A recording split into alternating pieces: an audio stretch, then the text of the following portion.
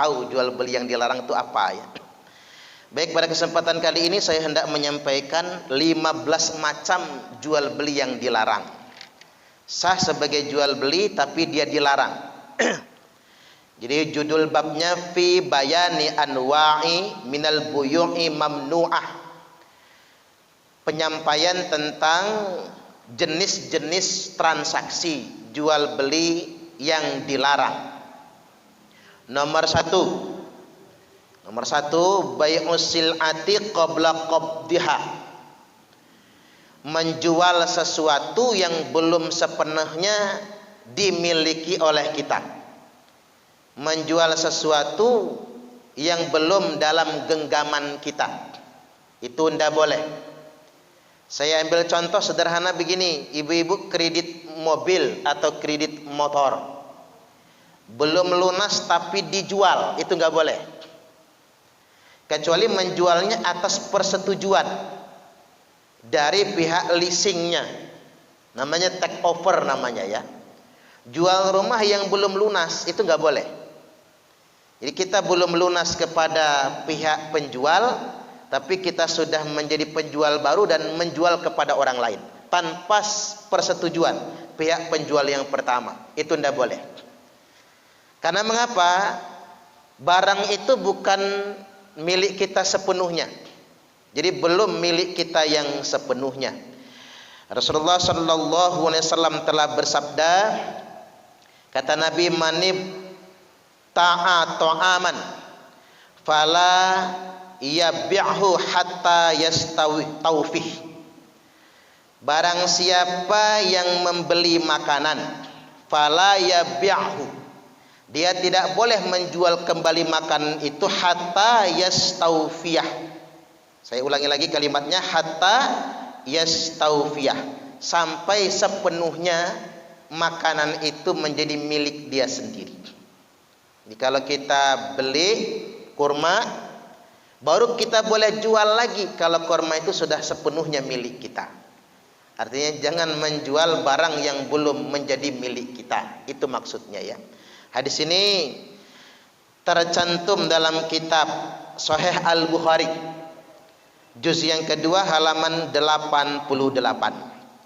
Sekarang yang kedua, jual beli yang dilarang itu bai'ul muslimi 'alal muslim.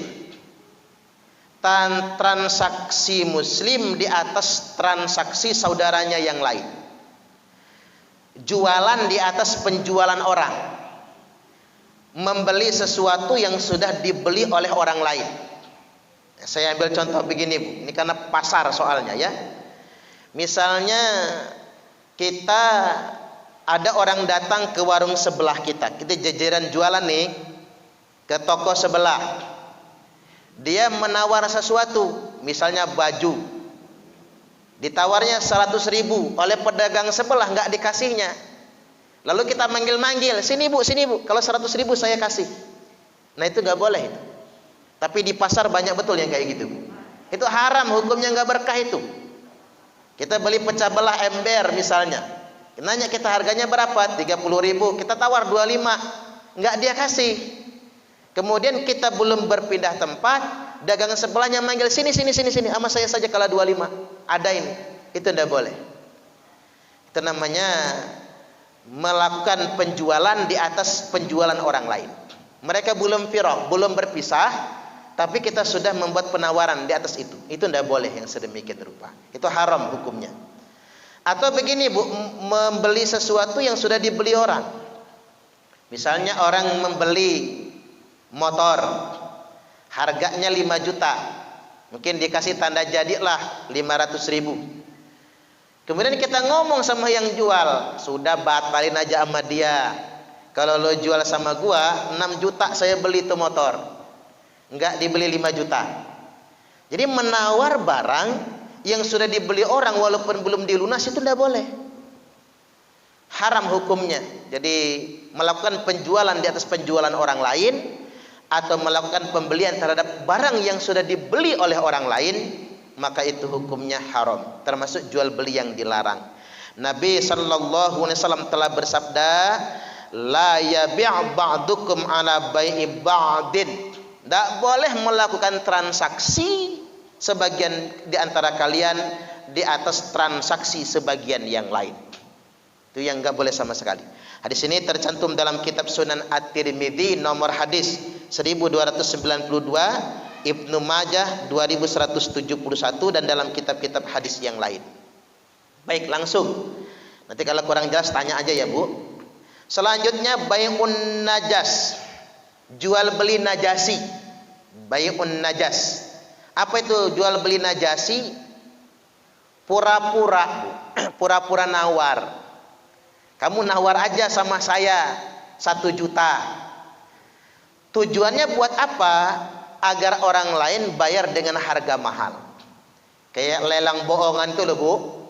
Lelang 500.000, 1 juta, 2 juta, 3 juta. Ada yang bohong 5 juta. Agar yang mau benar-benar beli, belinya di atas 5 juta. Itu bohong namanya. Itu namanya jual beli najasi. Gak boleh. Jadi begini, melakukan penawaran dengan harga tinggi, tujuannya bukan ingin beli, tujuan ingin mengupgrade harga agar pembeli sesungguhnya beli dengan harga mahal. Itu enggak boleh. Nabi sallallahu alaihi wasallam telah bersabda, la tanajasu, tidak boleh jual beli menurut tradisi najasi, tidak boleh. Di sini tercantum dalam kitab Sunan Abi Daud nomor hadis 3438, At-Tirmidzi 1304, Ibnu Majah 2174, dan dalam kitab-kitab hadis yang lainnya. Sekarang yang keempat, bai'ul muharramin najis, memperjualbelikan barang yang asalnya haram dan najis. Memperjualbelikan barang yang asalnya haram dan najis. Contohnya apa? Babi kan haram plus najis, itu tidak boleh diperjualbelikan. Nabi sallallahu alaihi wasallam telah bersabda, innallaha harrama bai'al khamri wal maitati wal khinziri wal asnam. Sesungguhnya Allah mengharamkan memperjualbelikan khamr, minuman keras. Bu, khamr sama alkohol beda ya. Harus dibedakan secara fikih. Kalau khamr itu minuman keras, haram dan najis. Tapi kalau alkohol, dia enggak haram. Kalau diminum ya mati lah, jangan macam-macam. Jajal kalau nggak percaya. Minum alkohol 80% langsung ngek, mati, bunuh diri. Racun itu nggak boleh diperjualbelikan, racun. Tapi racun jangan dimakan, mati. Betul nggak kira-kira? Racun rumput, apa namanya? Pestisida ya Bu ya. Herbesida sebagainya. Boleh nggak diperjualbelikan? Boleh kan? Yang nggak boleh diapain? Diminum. Namanya bunuh diri namanya. Alkohol juga begitu. Alkohol boleh diperjualbelikan, apalagi untuk kepentingan medis gitu. Makanya ada yang nanya, Ustadz boleh tidak minyak wangi dicampur alkohol? Boleh, tidak najis. Yang najis bukan alkoholnya, yang najis itu miras, minuman kerasnya, khamr, itu yang najis. Najis dan haram.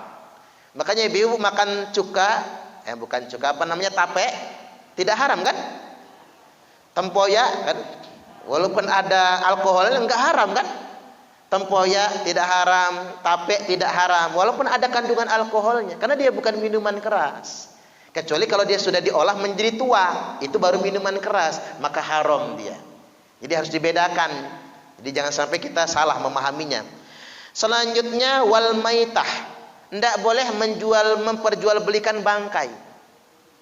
Makanya ibu-ibu kalau punya ternak ayam, ayamnya mati semua umpama, jangan dijual bangkainya, jadi haram dia. Kecuali begini, ada yang membutuhkan bangkai-bangkai ayam itu mau dikasih ke lele misalnya, boleh saja, ada jasanya, jasa mengumpulkan bangkai ayam.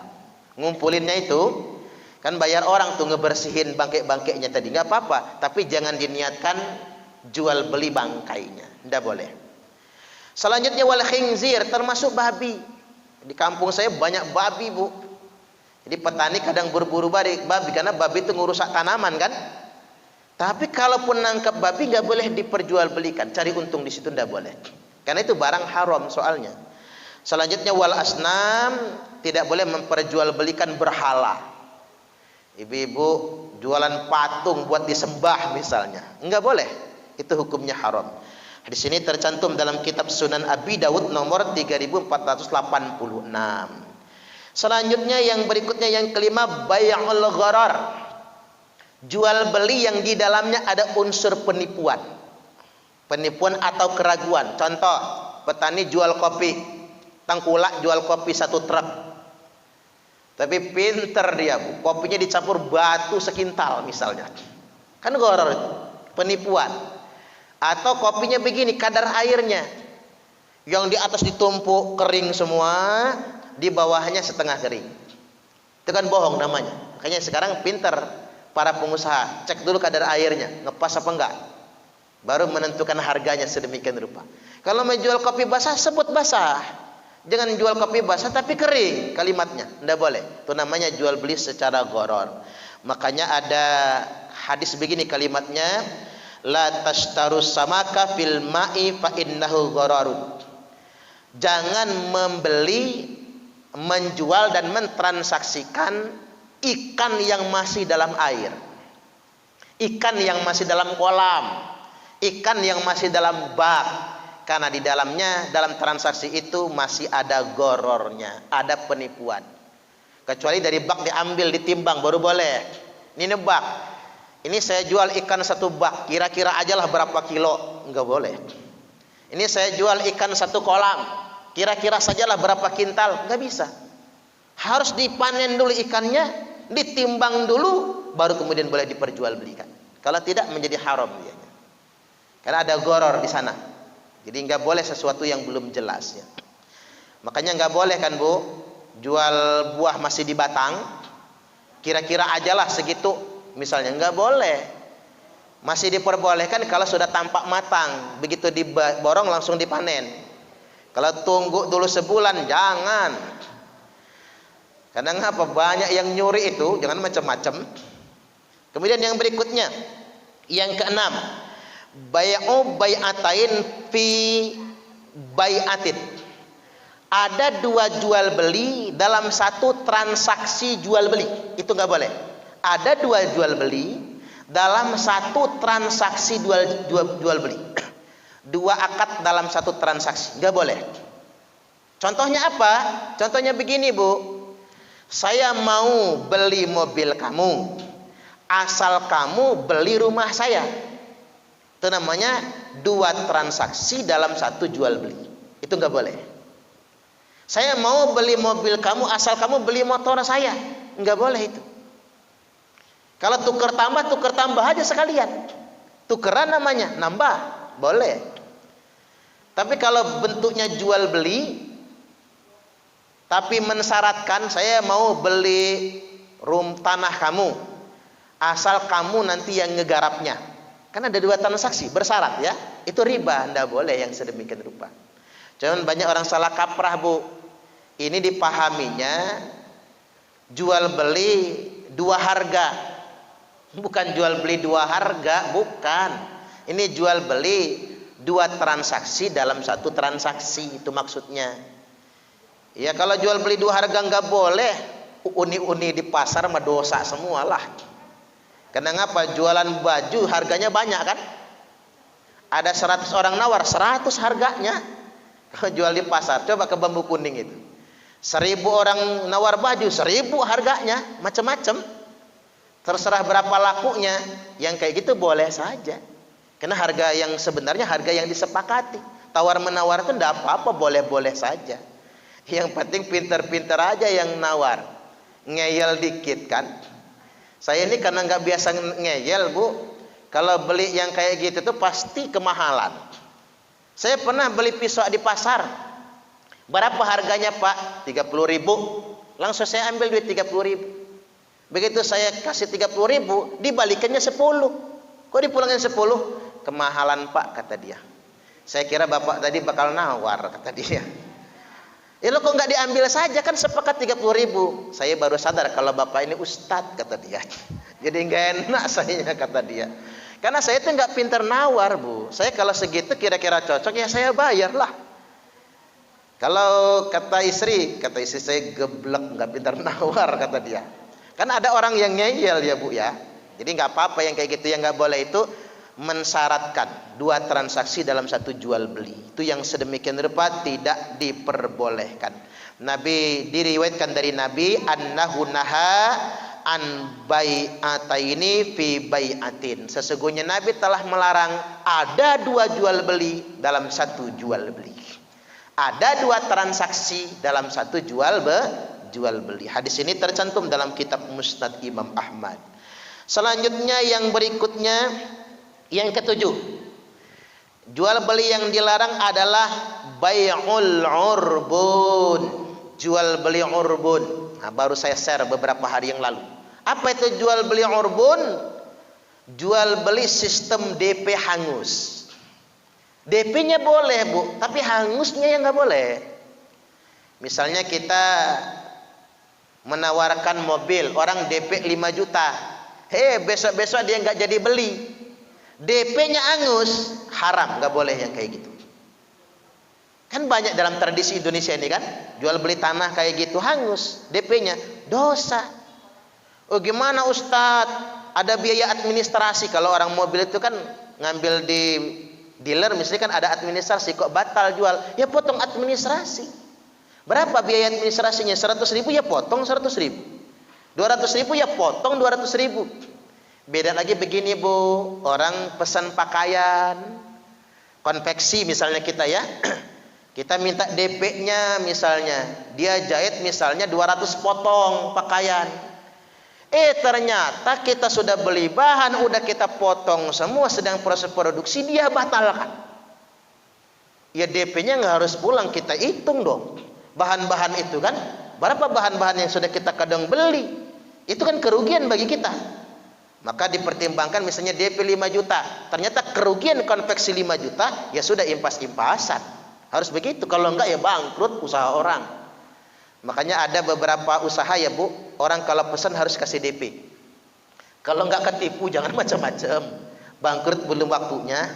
Tetapi kalau untuk hal-hal yang memang kita enggak dirugikan, cuman waktu saja, maka sebaiknya balikkan hak orang itu. Makanya disepakati ya Bu, kalau orang sistem DP itu berapa hari mau dilunasi, biar enak kan begitu. Artinya kalau 3 hari nggak dilunasi, kita bisa lempar ke orang yang mau beli baru. Uang tersebut bisa kita kembalikan kepada yang bersangkutan. Jadi terkait dengan ini, annahu naha an bai'il urbun. Sesungguhnya Nabi sallallahu alaihi wasallam telah melarang jual beli sistem DP hangus. Tidak boleh. Di sini tercantum dalam kitab Muwatta Imam Malik halaman nomor hadis 419. Selanjutnya yang ke-8, bai'um ma laisa indah. Menjual barang yang barang itu enggak ada sama kita.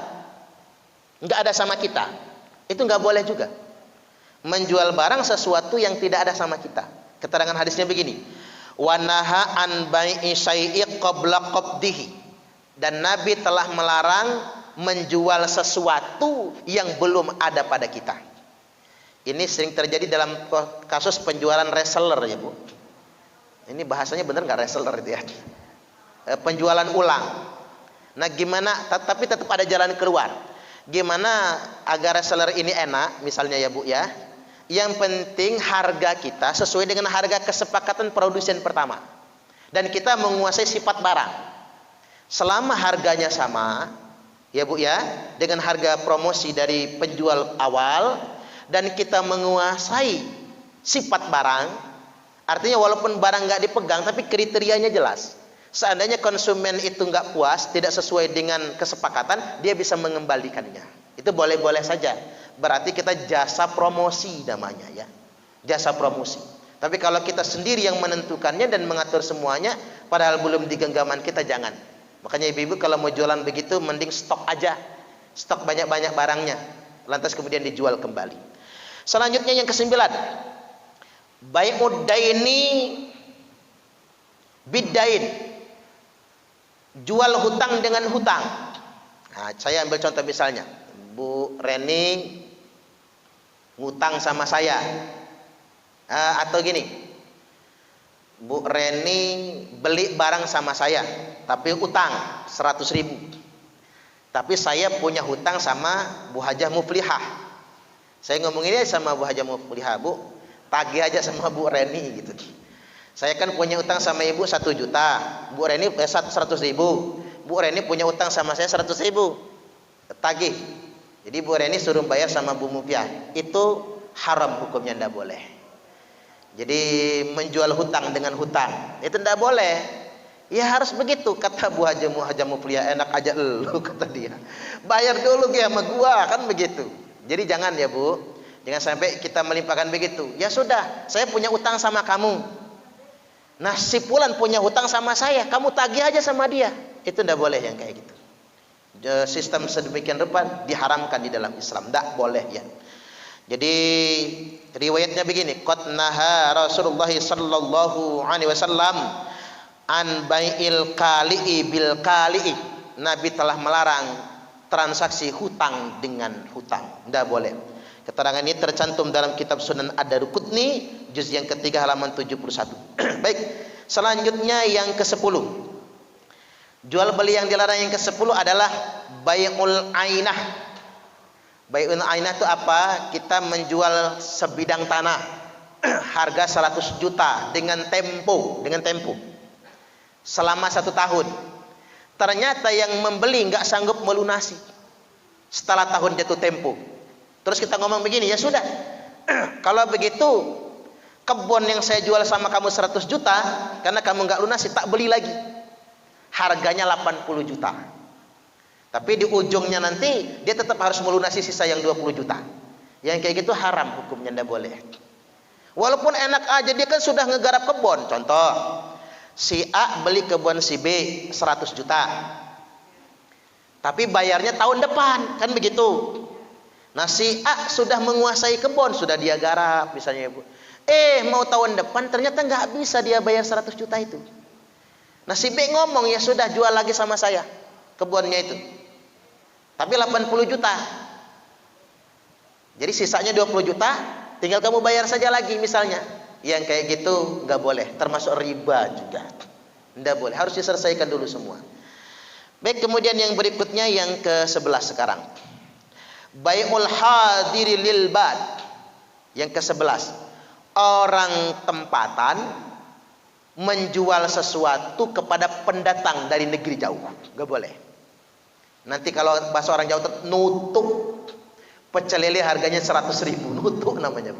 Ini kalau yang beli pribumi misalnya 20.000 pecel lele sama nasi. Tapi karena yang beli turis 100.000, nggak boleh. Haram hukumnya itu. Kecuali tadi harganya disamakan, mau harga turis maupun harga orang lokal sama harganya, itu boleh dalam Islam. Tapi kalau begitu nutuk yang begitu hukumnya haram. Makanya Nabi dulu melarangnya kan. Jadi sedemikian rupa. Hadis ini tercantum dalam kitab Sahih Al-Bukhari di juz yang ketiga halaman 92 dan dalam kitab-kitab hadis yang lainnya. Selanjutnya jual beli rukban. Apa itu jual beli rukban? Yakni mencegat di jalan. Petani bawa sayuran ke kota. Dia belum nyampe ke pasar, kita cegat. Udah, pokoknya sayuran semuanya jual ke saya di tengah jalan. Nanti saya jual ke pasar. Itu nggak boleh. Itu namanya monopoli ya Bu ya. Itu nggak boleh. Nggak boleh melakukan perbuatan yang sedemikian rupa. Apalagi ada dua yang dibohongi Bu. Petani dibohongi, kemudian pembeli di pasar juga dibohongin. Kerjaan tengkulak makelar. Makanya kadang-kadang aneh ya Bu, ada ketimpangan harga. Di kota harga beras mahal, tapi harga beras di kampung murah. Kerjaan siapa itu? Tengkulak itu sebetulnya. Nah, nggak boleh yang sedemikian rupa. Mencegat barang. Ini kerjaan tengkulak, mempermainkan harga. Selanjutnya yang berikutnya bai'ul musarrah. Bai'ul musarrah ini apa? Sengaja menahan susu kambing atau sapi agar tidak diperas, agar hewannya laku terjual. Itu tidak boleh. Kalau tren zaman sekarang ini apa ya Bu? sapi gelonggong gitu ya. Jadi agar berat dagingnya misalnya, itu termasuk tidak boleh juga. Selanjutnya yang ke-14, al-bai'u indan nida'il akhiri li salatil jumu'ah. Masih melakukan jual beli ketika azan yang terakhir hari Jumat. Azan yang terakhir itu apa? Kalau azan 2 kali, azan yang kedua. Makanya buat bapak-bapak di pasar, kalau sudah azan tutup tokonya. Karena masih melakukan jual beli ketika khatib sudah naik mimbar, haram jual belinya itu. Berdosa jadinya. Dan yang terakhir, yang ke-15, bai'ul muzabanah awil muhaqalah. Jual beli muzabanah dan muhaqalah. Apa itu? Misalnya sepetak sawah ditukar dengan sepetak sawah panen ya Bu, sepetak padi, bukan sawah ya, padi yang hampir panen, ditukar dengan sepetak anggur misalnya yang hampir panen, ditukar. Tapi nggak jelas berapa takarannya, itu nggak boleh. Jadi barter, tukar menukar hasil bumi, tapi diperkirakan misalnya sehektar panen kopi ditukar dengan sehektar panen kedelai misalnya, tapi masih di batang semua. Nah itu tidak boleh ya. Yang sedemikian rupa tidak boleh karena belum jelas takarannya. Yang lebih bagus adalah panen dulu kopinya, panen dulu kedelainya, takar timbang dulu, baru dicocokkan harganya lalu ditukarkan. Itu masih boleh. Baik, itu 15 jual beli yang dilarang. Saya jelasinnya agak cepat biar nggak keasaran.